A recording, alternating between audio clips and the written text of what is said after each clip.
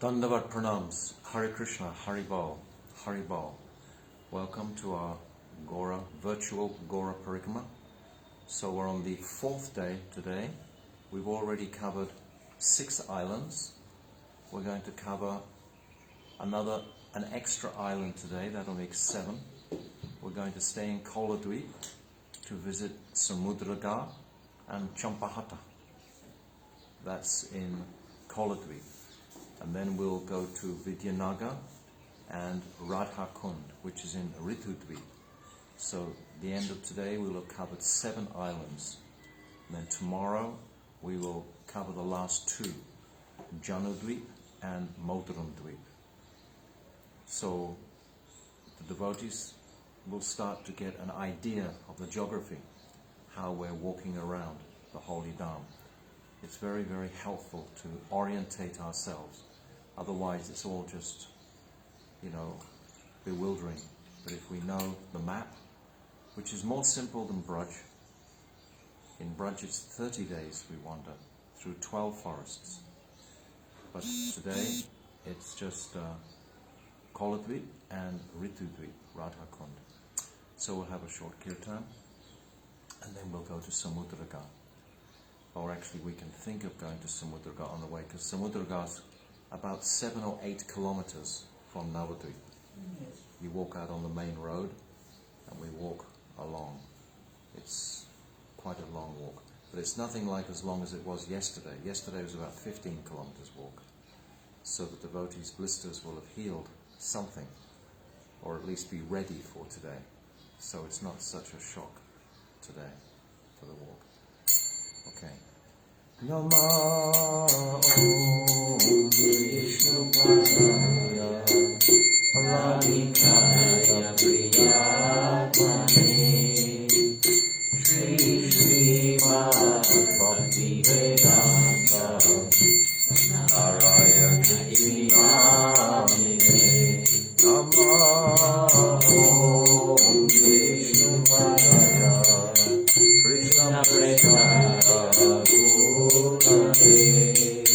Srimate Bhakti Vedanta Swami Iti Namine Namaste Saraswati Devi Gauravani Prasadine Nirvisesha Shunyavadi Ajayadi Shadhadine Namah Om Vishnu Padaya Gauravani Bhutale Shri Shri Bhakti Prajnana Eka Vidhi Namine Namah Om Vishnu Padaya Krishna Prasaya Bhutale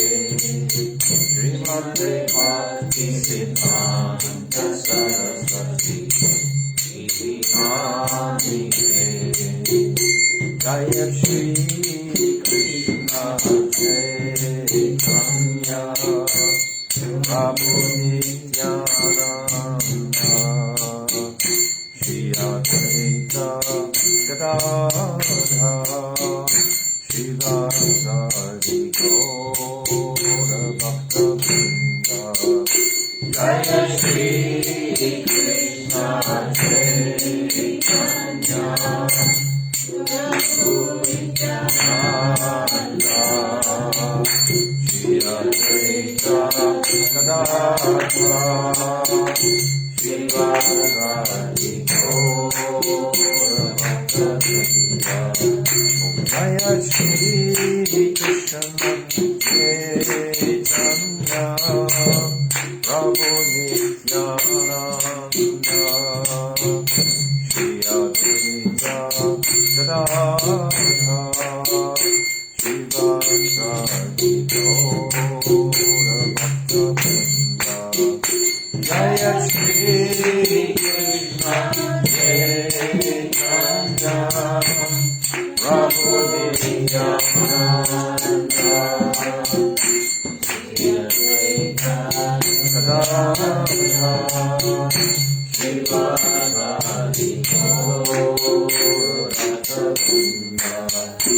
Krishna, Krishna Krishna, Hare Hare, Hare Rama, Hare Rama, Rama Rama, Hare Hare, Hare Krishna, Hare Krishna, Krishna Krishna, Hare Hare, Hare Rama, Hare Rama, Rama Rama, Hare Hare.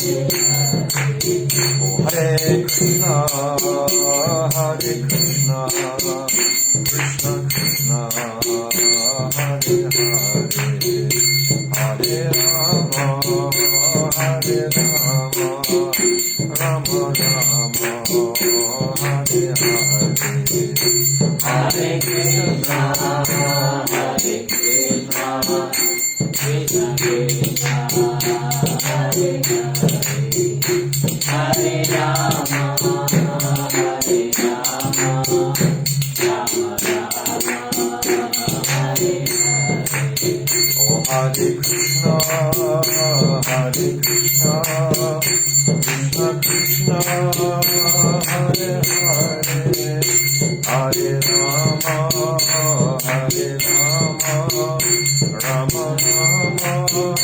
Hare Hare, Hare Krishna, Hare Krishna, Krishna Krishna, Hare Hare, Hare Rama, Hare Rama, Rama Rama, Hare Hare. Oh, Hare Krishna, Hare Krishna, Krishna Krishna, Hare Hare, Hare Rama, Hare Rama, Rama Rama, Hare Hare, Hare Krishna, Hare Krishna, Krishna Krishna, Hare Hare, Hare Rama, Hare Rama, Rama Rama, Hare Hare, Hare Krishna, Hare Krishna, Krishna Krishna, Hare Hare, Hare Rama, Hare Rama, Rama Rama, Hare Hare, Hare Krishna, Hare Krishna, Krishna Krishna, Hare Hare, Hare Rama, Hare Rama, Rama Rama, Hare Hare. Oh, Jaya Jaya, Jaya Go, Jaya Jaya, Jaya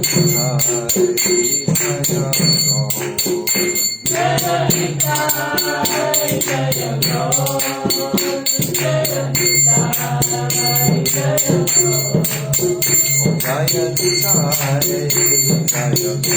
Oh, Jaya Jaya, Jaya Go, Jaya Jaya, Jaya Go, Jaya Jaya, Jaya Go, Jaya Jaya, Jaya Go. Oh, Jaya Radha Govinda Radha Govinda Radha, Jaya Radha Govinda Radha Govinda Radha, Jaya Radhe, Jaya Radhe, Jaya Radhe, Jaya Shri Radhe, Jaya Radhe, Jaya Radhe, Jaya Radhe, Jaya Oh, Radhe, Radhe,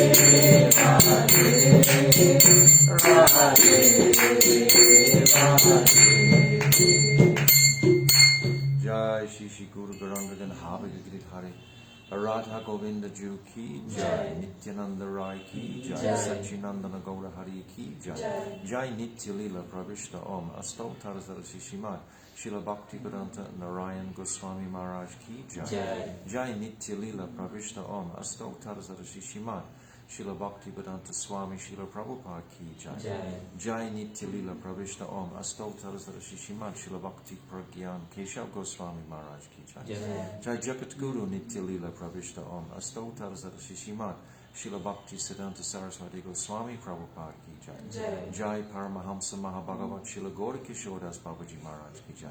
Jai Satam Goswami Srila Sachidananda Bhaktivinoda Thakur ki jai. Jai Vaishnav Sarvabhauma Jagannath Das Babaji Maharaj ki jai. Jai Srila Baladevi Dibhushan Gaudi Vedantacharya ki jai.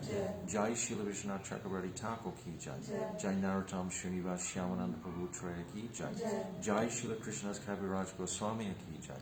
Jai Shri Rup Sanatan Shri Bhatta Raghunath Shri Jiva Gopal Bhatta Dasa Raghunath Sat Goswami Prabhu's ki jai. Rupa Nuga Guru Varga ki jai. Swarup Damodar Rai Ramananda Gaura Parsada ki jai. Namacharya Srila Haridas Thakur ki jai. Prem Sikho Sri Krishna Chaitanya Prabhu Nityananda Shri Advaita Gadadhar Shri Vasadi Shri Gauda Bhakta Vrinda ki jai. Ananta Kota Vaishnava Vrinda ki jai. Gaur Premanande Hari Hari Bol. Om Agina Timirandasya Gyananjala Shalakaya Chakshu Unnalitam Jena Tasmai Shri Guruve Namaha Guruve Gauda Chandraya Radhikaya Tadale Krishnaya Krishna Bhaktaya Taravataya Namo Namaha Shri Chaitanya Manobishtam Stapitam Jena Bhutale Swayam Rupa Kathamayam Dadati Swapadantikam Priya Surupe, Daita Surupe, Prema Surupe, Sahajavi Rupe, Nijana Rupe, Prabhuika Rupe, Tatana Rupe, Swagala Surupe, Anapita Chirim Chirat Kurunavarat Nokalo, Samarpaitam Unnata Ujvala Rasam Swabhakti Shriyam, Hari Purata Sundaraditi Katamba Satapita, Sada Kridare Kandare Spudatu Vasachinandanaha, Yam Pravajantamana Petyam Apeti Krityam, Dvaipaino Viraha Katara Ajungava Putre Titam Mayatayo Taravo Vinidustam Sarvabhutam Privim Munimanatoshme Bhaktya Vihina Aparada Lakshay Shiptascha Karmadi Tarangamadi Kripa Maitvam Sharanam Prapana Tvinde Namaste Charanaravintam Bhajami Radham Aravinda Netram Smarami Radham Madhurashmitasyam Vadami Radham Karuna Baradram Tato Mamanasti Gavina Kapi Tavai Vasmi Najivami Tvaivina Iti Vignai Rate Tvam Nayamam Chanantikam. And first of all, offering millions and millions of Dandavat pranams at the lotus feet of my beloved Gurudev, Nitya Leela Pravishta Om Asto Tadasada Shishimad Srila Bhakti Vedanta Narayan Goswami Maharaj. And I'm offering the same again millions and millions of times unto the lotus feet of our beloved Nitya Leela Pravishta Om Asto Tadasada Shishimad Srila Bhakti Vedanta Swami Srila Prabhupada, and all our divine Rupa Nuga Guru Varga and all the Vaishnava and Vaishnavi devotees of the Lord. My Dandavat pranams to all of you. Vanchakalpa Turubhyascha Kripa Sindhudevacha Patitanam Pavanebhyo Vaishnavebhyo Namo Namaha.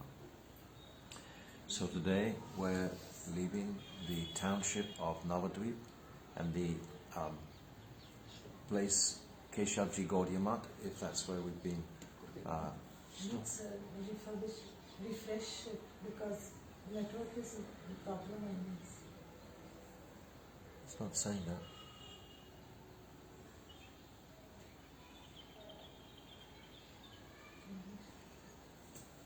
It's looking like it's all running.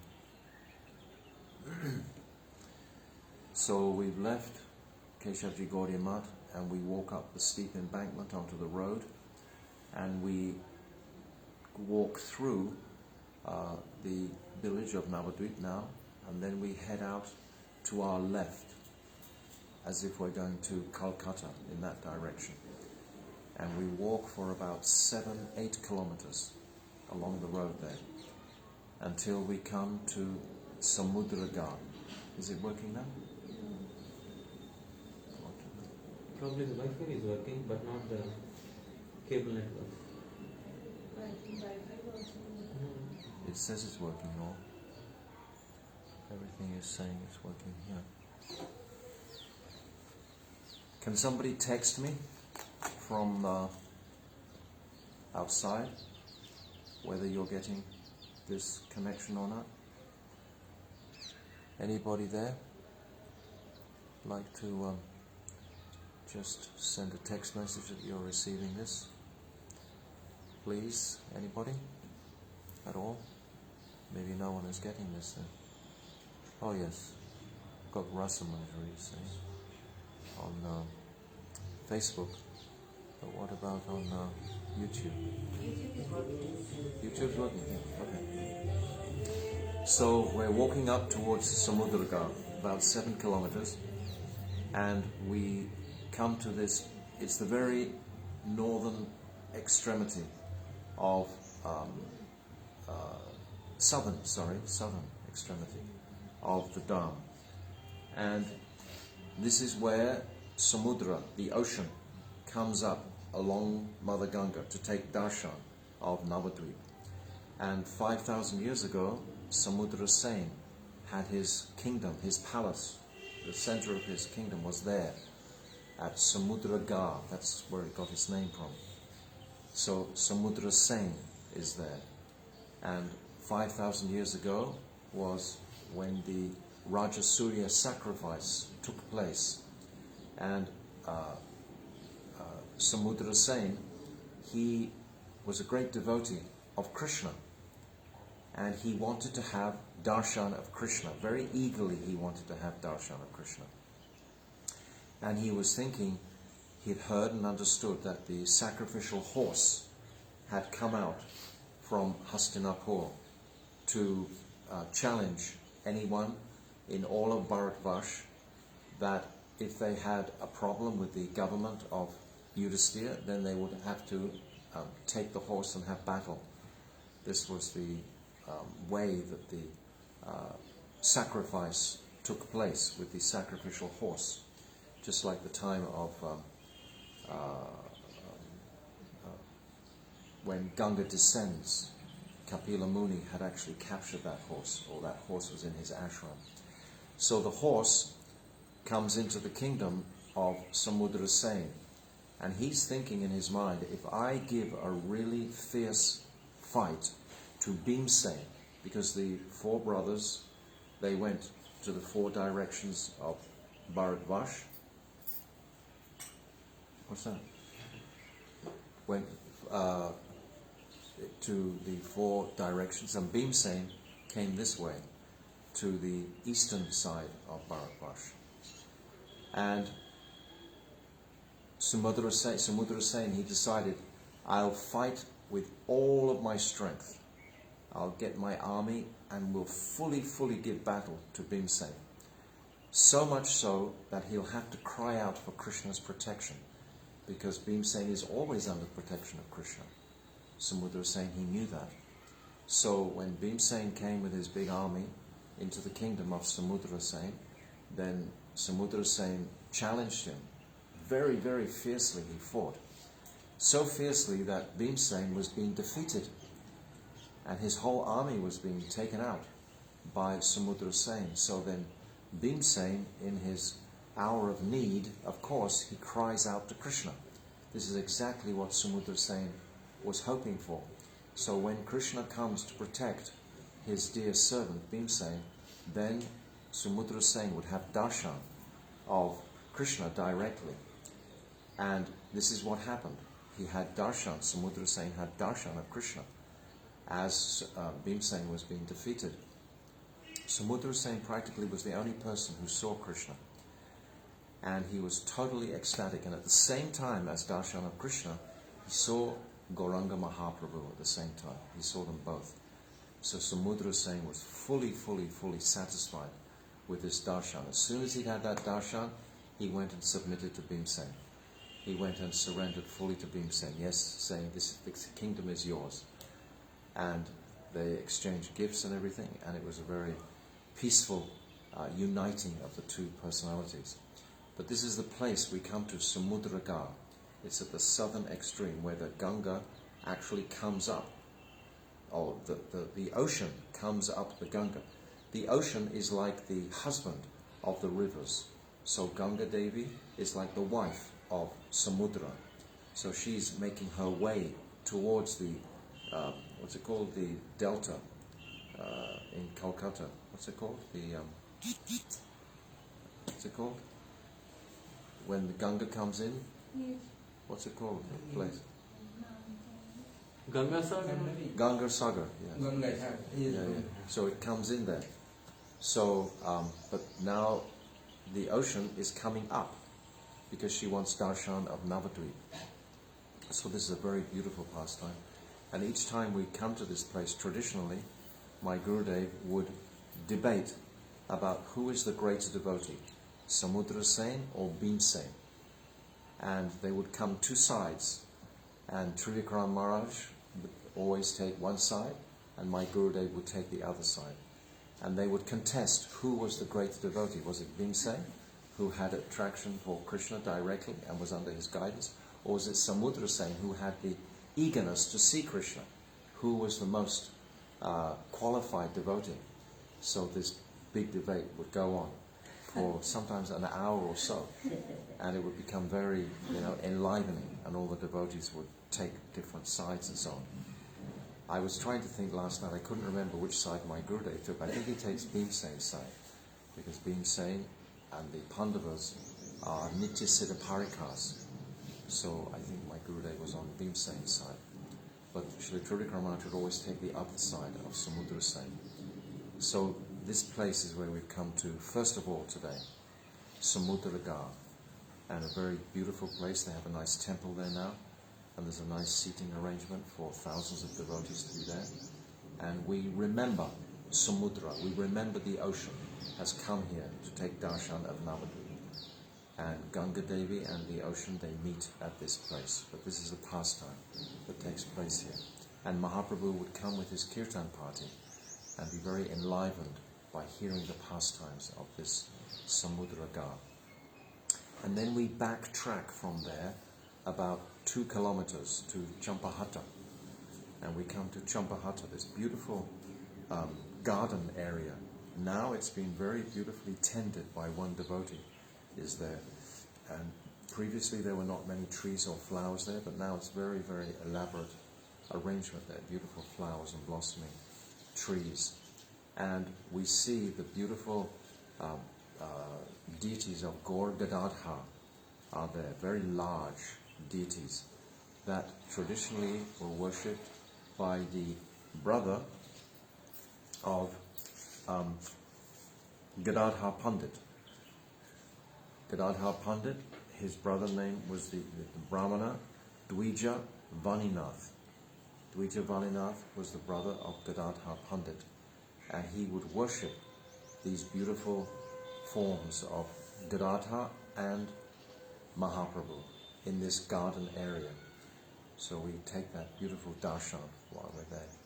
And also, this is the place, this place initially, it's called Champahata, because initially one Brahman was growing very beautiful champak flowers in that garden.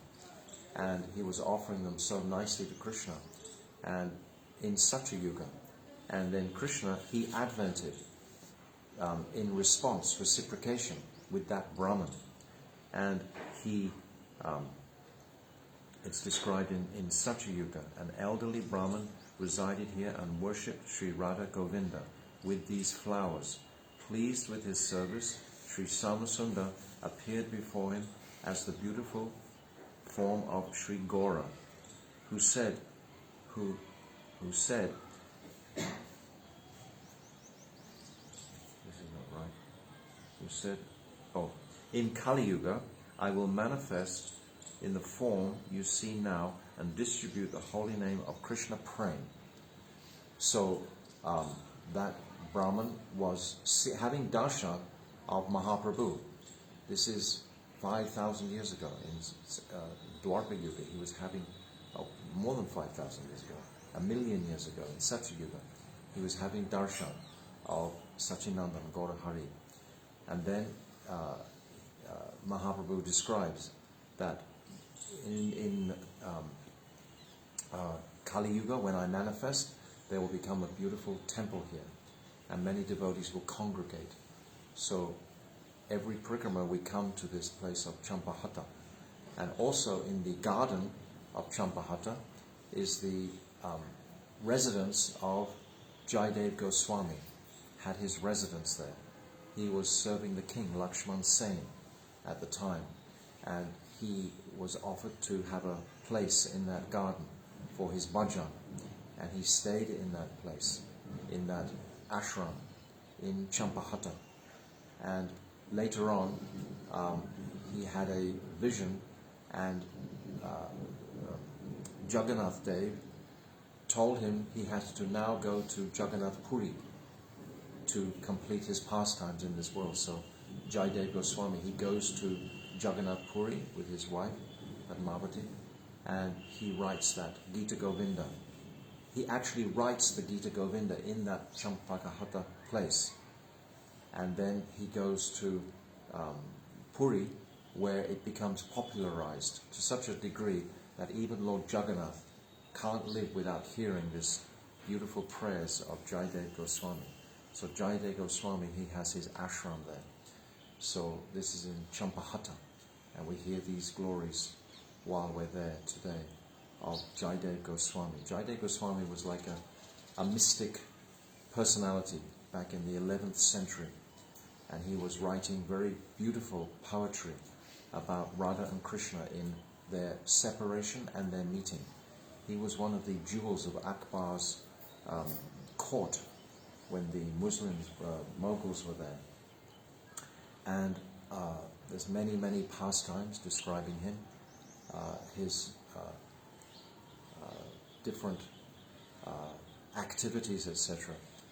And then he writes this beautiful Govinda, Geet Govinda, and at that time it's described that he was, we said already, that he was writing that verse, Smadagarala Kandanam, Mama Silasi Mandanam, Dehi Parapalavam, Udaram, that he couldn't write this verse because his mood is more of Aishwarya, and he wasn't understanding sufficiently the nature of Braja Prem, because it's so much before Mahaprabhu. Again, by hearing this truth, we understand more the glories of Mahaprabhu, because only when Mahaprabhu advented were these truths able to be fully comprehended. It's like in Srimad Bhagavatam, it's written about the Ras Leela, etc., and the various Geets are there, the Venu Geet, Pranaya Geet, Gopi Geet, Brahmara Geet, Yugal Geet, these the separation of the gopis. But who could actually understand these truths at the time? Shukadeva Goswami is saying these truths, but without Mahaprabhu's manifestation, no one could really understand the nature of that Parakiya Ras. Only Mahaprabhu, by his advent, this is why he appears, to give us a full appreciation of the authenticity or fidelity of this Parakiya Ras. So Jayadev Goswami didn't really understand that at that time. That was in the 11th century. But still his beautiful work, this Gita Govinda, is sung every day in Jagannath Puri. And so many hearts are melted by that prayer today. But still it's considered something of an Aishwarya flavor, because Jayadev couldn't submit fully to the moods of Krishna, because Mahaprabhu had not advented. So we hear these truths, and we sing many bhajans in this beautiful garden place of Champahatta. So then we come out of that place, and we take a left around, and we come to the place of Vidyanagar. Now we come into another island. We've come from Koladvipa. We've been in Koladvipa. Koladvipa is Samudragar and Champahatta. Now we come into Vidyanagar. Vidyanagar is that place of learning, Vidya. Naga, his village, this place of learning. Originally, Sarvabhauma Bhattacharya, he had his place there. You can see the deities that he worshipped there are there today. But he left early on from that place to go to Puridam. Sarvabhauma Bhattacharya at that time was like Paka Mayavad. He's Brihaspati. from the spiritual world, from Swagaloka, the spiritual master of the Devas, and he's described as being Brahman realized. So the degree of their bhakti is very restricted because of that Brahman realized state of consciousness. But he moves to Puri before Mahaprabhu's advent. So when Mahaprabhu manifests his pastimes, he comes to the school there in Vidyanagar, and he takes lessons there. It's described in Vidyanagar. I'll just read this part about all the different aspects of knowledge that have their roots in Vidyanagar.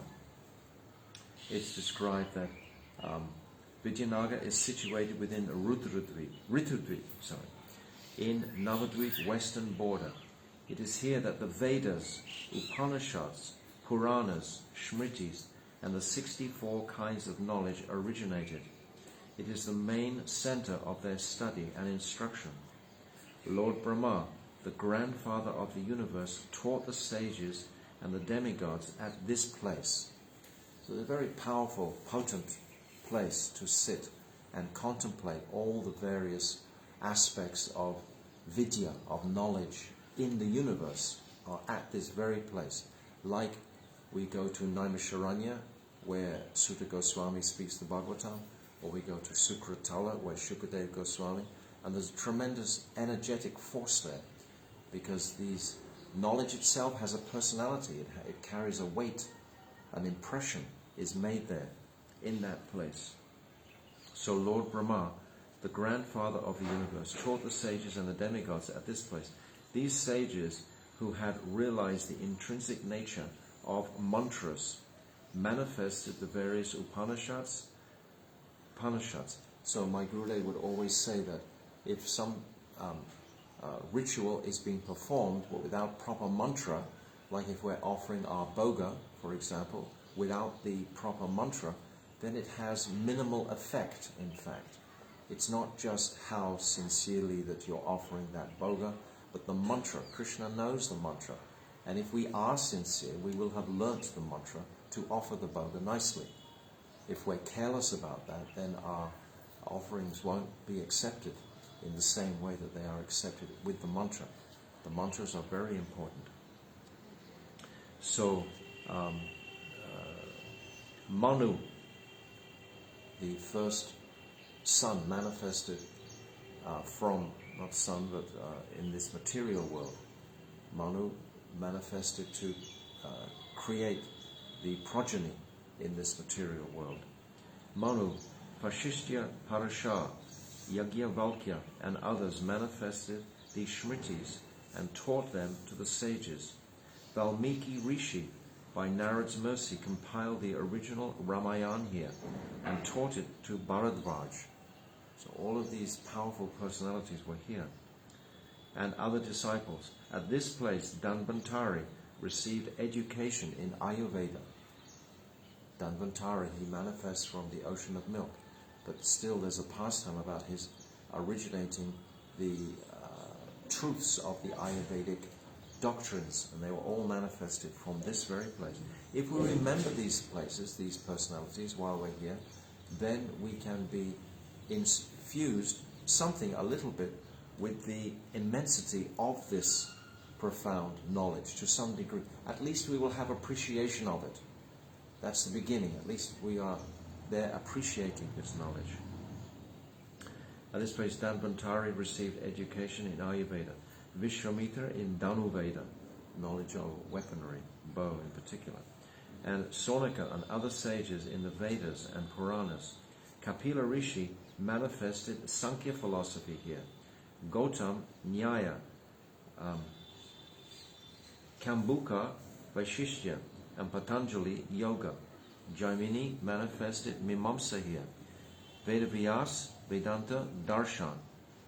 The Mahabharata, the Puranas and so forth, and Devarshi Narad manifested Pancharatna Darshan. So, Sarvabhauma Bhattacharya was, as we just said, Brihaspati, a Mayavad, And he came to this place in particular because it's loaded with various types of knowledge. And he takes that knowledge, but the knowledge of Advaitavad, this knowledge of oneness with the Supreme, to Puri. And he teaches this strongly in Puri, because we know the pastime later on when Mahaprabhu comes to Puri, he has darshan of Lord Jagannath, and then he immediately passes out. He goes into such a high trance. And Sarvabhauma Bhattacharya is there at that time because he's the Mahant of Puri at that time. And the watchmen, the guards, they're going to come and beat Mahaprabhu because they don't know who he is. But Sarvabhauma Bhattacharya, he checks them. He says, no, he's witnessing these sattvika bhavs manifesting in the body of Chaitanya Mahaprabhu. Because when Mahaprabhu sees Lord Jagannath, he just sees Rajendranandan Shyam Sundar. That's who he's seeing. He's not seeing the Aishwarya aspect of Jagannath Dev. He's just seeing Krishna in Vrindavan. So he became faint in experiencing these sattvika bhavs. And Sarvabhauma Bhattacharya, he protects him and takes him to his house, which is very close by. When we go to Puri, the house of Sarvabhauma Bhattacharya is practically next door to the temple. And he takes him there and he cares for him very nicely. And when Mahaprabhu's followers, Nityananda, Mukunda Datta and Jagadananda Pandit, when they come, afterwards they come to the house looking for Mahaprabhu. And Sarvabhauma Bhattacharya, he welcomes them. And then when Mahaprabhu comes back to his senses, then Sarvabhauma Bhattacharya is very much impressed by his beauty and his mood, but he thinks that he's just a very young sannyasi and he should be educated in the Vedanta of Sankhya philosophy, Sankhya Bhasya, this Advaitavad. So he sits down with Mahaprabhu and offers to teach him what is the nature of Advaitavad. Sarvabhauma, he doesn't know who Mahaprabhu is, of course, at this time. His son-in-law, is it son-in-law or brother-in-law? I'm not sure. He understands, but Sarvabhauma Bhattacharya, he doesn't. And he's teaching Mahaprabhu this Vedanta Sutra, this Vedanta philosophy, this Advaitavad philosophy for 7 days. And Mahaprabhu is just sitting very silently while this is actually taking place in the courtyard of Lord Jagannath, the temple there. So many people are watching this and witnessing this conversation where Sarvabhauma Bhattacharya is trying to give this Advaitavad philosophy to Mahaprabhu. And at the end of 7 days, Sarvabhauma Bhattacharya, he says to Mahaprabhu, you haven't said anything in 7 days, you've just sat very quietly listening. I have no idea whether you're understanding or what is your appreciation of what I'm saying to you. And then Mahaprabhu, he says, I understand this philosophy clearly, but the way you are presenting it just makes it very confusing for me, because you're not putting Krishna in the center of your presentation at all. And he counteracts all of Sarvabhauma Bhattacharya's objections, and he completely defeats Sarvabhauma Bhattacharya, but very nicely, because it's in front of all his students, etc. But Sarvabhauma Bhattacharya, he's absolutely shocked when he hears these truths presented so clearly by Mahaprabhu. It completely dismantles his understanding of Advaitavad. Totally. And Sarvabhauma Bhattacharya, who is the spiritual master of the Devas, can't refute Mahaprabhu. He's completely silent. And then he goes back to his house very bewildered and confused. But he understands something of the truth. And because of Mahaprabhu's mercy upon his heart, this is a big thing, because Advaitavad is a very heavy topic. This Sankhya philosophy, and it impregnated the whole of India for 800 years.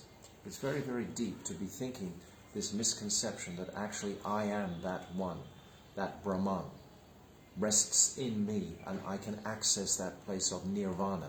It's the same philosophy as the Buddhists. Anyway, the next morning, Mahaprabhu, he goes to the house of Sarvabhauma Bhattacharya and he brings some sweet ladus from Jagannath Mandir. And Sarvabhauma Bhattacharya, he gets up very early and greets him. And he hasn't bathed or anything like this, but immediately he sits down with Mahaprabhu and they honor that Mahaprasad from Jagannath Day. Mahaprabhu says, "Oh, Pandit, what are you doing? You haven't even bathed or anything and you're taking Mahaprasad." And at that time, it's understood that Sarvabhauma Bhattacharya has given up this idea of the strictures of the rules and regulations in favor of the mood of service to Lord Jagannath. It's basically the same mood as Madhvacharya was teaching to the Pandits and Smarta Brahmins of Udupi that we described the other day. He defeats them with the sweetness of pure affection and love towards Krishna. He replaces that ritualistic idea, but even more so with Sarvabhauma Bhattacharya, because he was believing this Advaitavad, this oneness with the Supreme. So Mahaprabhu establishes the beauty and sweetness of this speciality at that time, this Achintya Bheda Abheda philosophy is established at that time.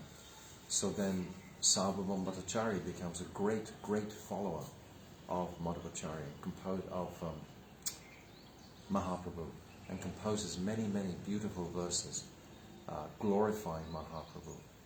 And then Sarvabhauma Bhattacharya, he convinces all his students also, and the whole of Puri becomes transformed into the personal mood that Mahaprabhu has come to present to them. And this Advaitavad philosophy meets defeat at this place. But the original home of Sarvabhauma Bhattacharya is in this place of Vidyanagar, this place filled with knowledge. This knowledge we can accept as knowledge of the absolute, but we can see it from a Brahman perspective, or we can see it from a personal perspective. All of these forms of knowledge can be seen from either angle of vision, from the Advaitavad vision or from the personal vision of Mahaprabhu. We can see from either. So this place of Vidyanagar is a very powerful place. And it's described that these personalities that I just described, Vishwamitra, Valmiki, Narad, etc., each instructed their specific areas of knowledge to their respective followers. In particular, Sri Vedavyas manifested the spotless Purana Srimad Bhagavatam, which represents the essence of all knowledge, the meaning of Gayatri, the essence of Mahabharata, and the truth established in the Upanishads. For the Vaishnavas, Srimad Bhagavatam is as dear as life. So this we hear the glories of this Amala Purana at this place of Vidyanagar, and we celebrate the personal aspect. We understand from the Srimad Bhagavatam, it's saying in the second canto, Vedanti tat tattva vidas tattvam jnanam advayam brahmati paramatmati bhagavan iti shabhyate. These three aspects of the truth. So the Brahman is the first aspect, and if you get caught in that web, you'll become fully satisfied and you won't have the enthusiasm to go forward and manifest any type of relationship with Krishna in the Brahman consciousness. Brahma Bhuta Prasanatma Na Sochati Na Kanchan. You're fully satisfied with that.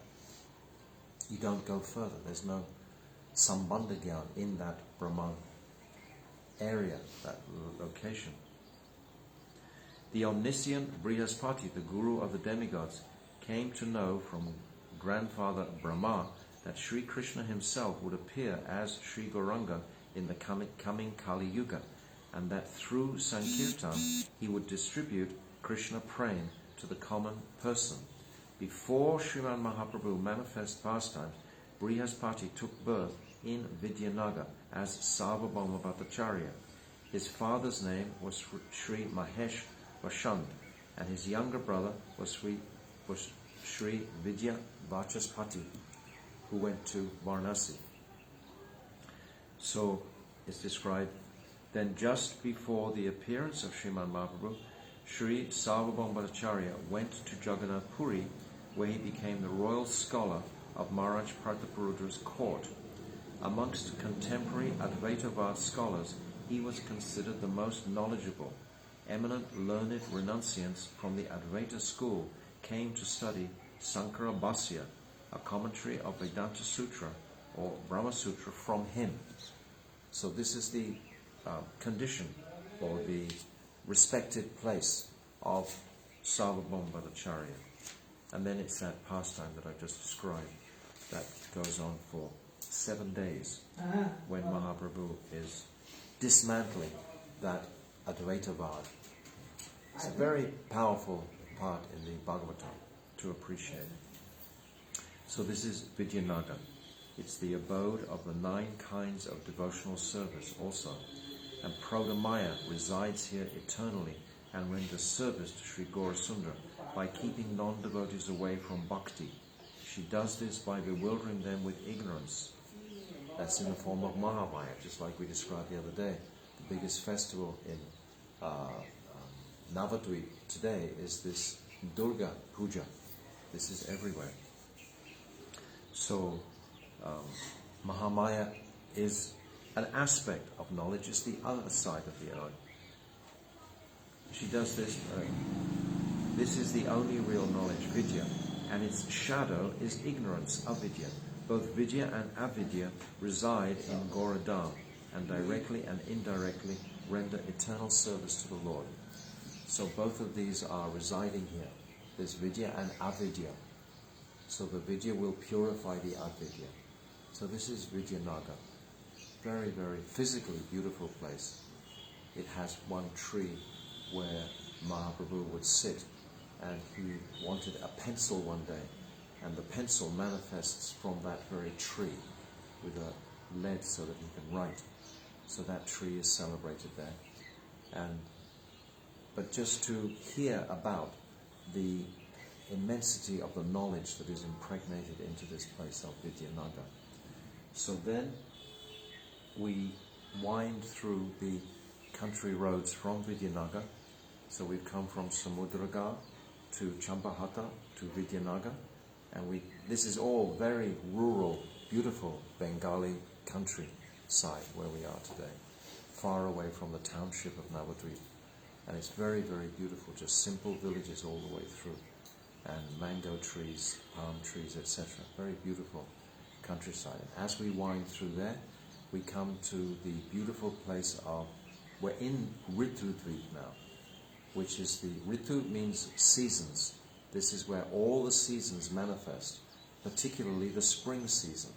So it's the manifestation of all the seasonal goddesses. They manifest there in Rtudvipa.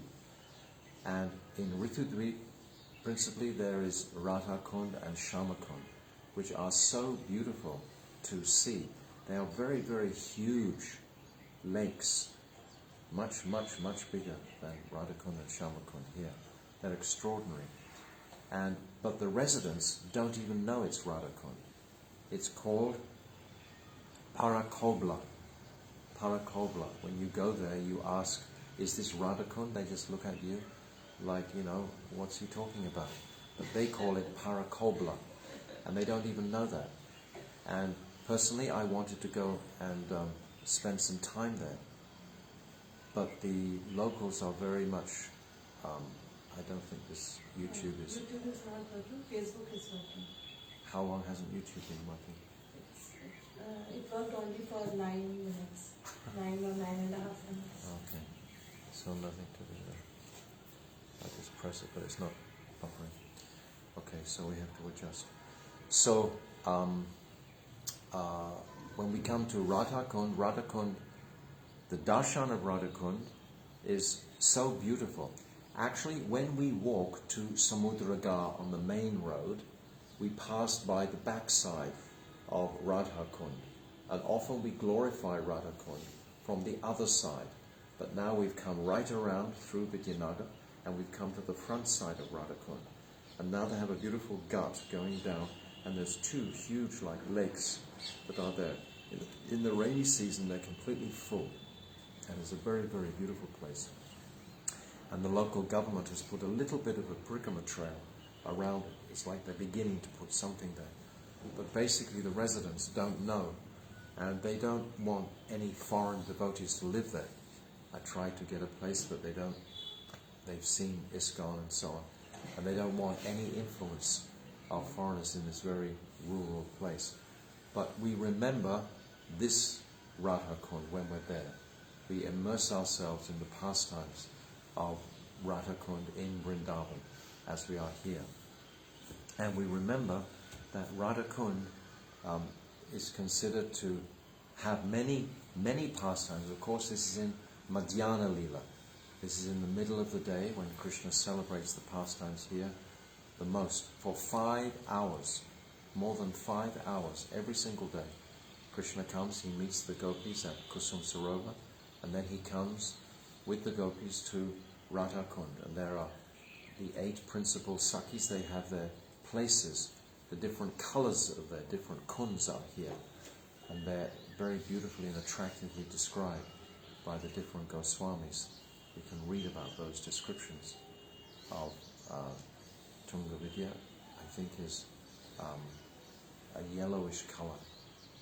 I can't remember all the colours, but they have Lalita Sakhi. She's a red colour, and everything in the kunj is red, and it's very, very beautiful descriptions of Radha Kund at that time of Krishna's manifest pastimes. But in Radha Kund, there are many different activities that are performed during those 5.5 hours. There is Kandarpa Yagya, it's described. That is like Cupid's play. That's when in their joking exchanges with each other, there's very much beautiful amorous connections with each other at that time. Then there's the Julan pastimes, the swing pastimes take place during this Madhyan Leela. And then there's the Vana Vihar, or frolicking in the forests around Radha Kund. They're playing in the forest beautifully. Then there's Jal Keli, Krida, the water sports in Radha Kund itself. It's described every morning when in Vrindakund, the 6 Sakhis, Lakshmis of the seasons, they appear and they ask Vrindadevi, where shall we go today? And the summer season takes effect in the Kund of Radha Kund, so it's nice and warm, the waters, for their water sports. So all the seasonal goddesses, they have their different places where they are directed by Vrindadevi. And then there's the Vamsi Haran, which is the flute stealing of Krishna, when Krishna's flute gets stolen every single day. Then there's the Rat Krida, this amorous meeting between Radha and Krishna, or Rati Krida, sorry. Then there's Madhupan, drinking honey mead. There's the beautiful descriptions where all the devotees, all the gopis, they drink this honey mead, and they all lose their senses. They talk, is the earth spinning or is the earth going around? And they have very sweet pastimes in that intoxicated condition. Then there's Pasha Krida, dice playing, when Krishna, actually the gopis, they think they can defeat Krishna's pride in the dice game. And they think that by performing this dice game that Radhika will come out completely as the winner. And she does. And Krishna is defeated. And that's when the gopis become so happy and clap.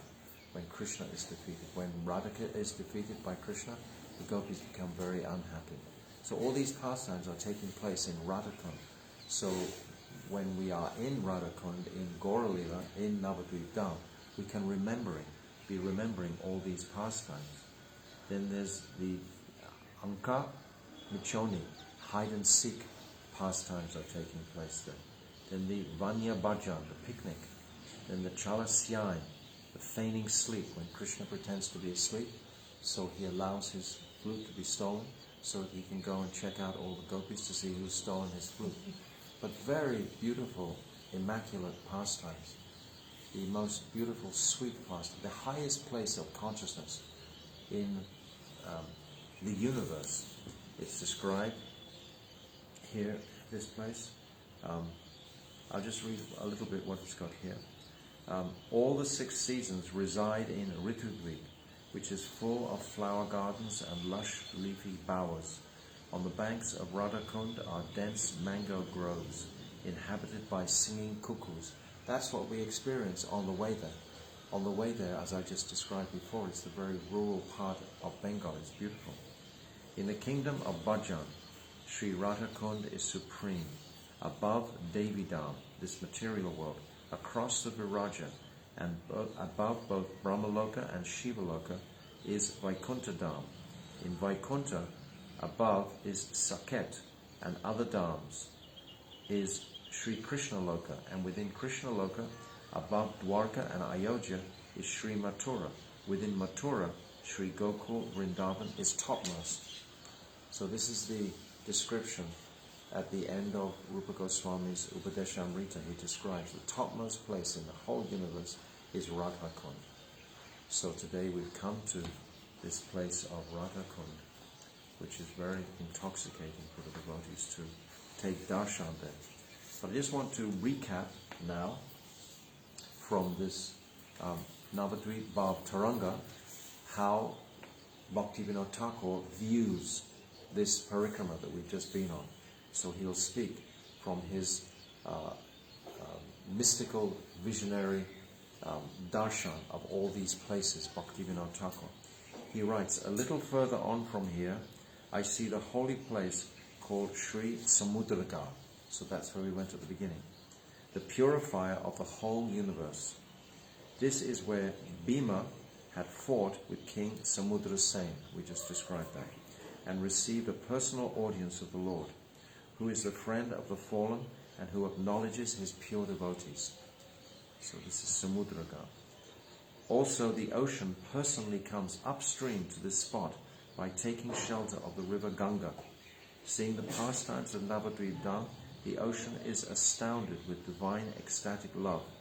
In this way, the splendorous holy place known as Sri Ganga Sagar eternally shines near the town of Navadvip.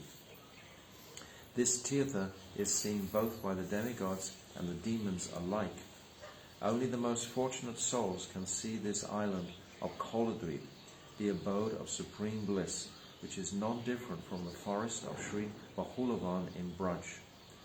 Sri Sachit Kumar regularly brings his associates here, and deeply absorbed in the ecstasy of kirtan, he dances again and again. Actually, this Samudraga is described as Kamudvan.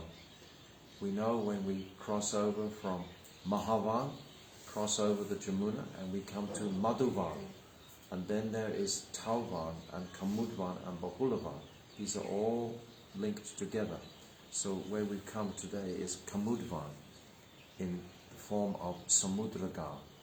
All of Braj is replicated completely in Navadvip Dham. And if you have the geography, if you've taken the time to understand the geography, you can overlayer it in your mind and you can see Brajadam very clearly in Navadvip Dham. It adds much more weight to our appreciation of the Dham. In this village of Champahatta is also a forest of champak trees, from which the gopi named Champakalata regularly gathers flowers for making Radha and Krishna's garlands.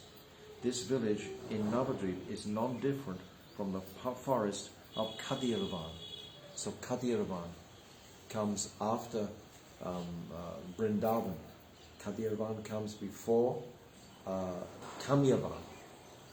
When we have the line of 7 forests on the western bank of the Jamuna, you have Mahavan, Talvan, Kamudvan, Bahulavan, Vrindavan, Kadiyavan, and then Kamyavan. Those are the forests that come around. Non-different from the forest of Koladvipa in Braj, where Krishna and Balaram like to take rest. The island called Rtudvipa is very enchanting, being covered with numerous kinds of forests. It is where all the seasons, headed by spring, are eternally engaged in service to Lord Gora. The very land relieves all troubles, for it is the abode of transcendental bliss. This area is the same as Radhakund in Braj, and today you would not know it. You would just have the single gut, and unless we've heard the descriptions, you wouldn't know it from the local populace. So it can be a nice project for us in the future to try to develop this Radhakund in Goradam. Developing it means devotees go and live there, that's all. It just means that devotees start to inhabit that place and worship Radha and Krishna and acknowledge this is Radhakund. Sometimes during the wild sporting of Sankirtan at this place and singing the glories of Lord Krishna, Lord Gauranga remembers Krishna's pastimes of tending the cows. Thus he loudly and repeatedly calls out the names of the cows, O Shamali, O Devavali. Then calling for his cowherd boyfriends Sridham and Subal, he breaks down and cries in great sorrow. When will I wander about this island of Rtudvipa, seeing the beauty of the forest and remembering these pastimes of the Lord? Suddenly I will catch a glimpse of the pastimes being performed at Radhakund and become completely stunned by such a wonderful vision.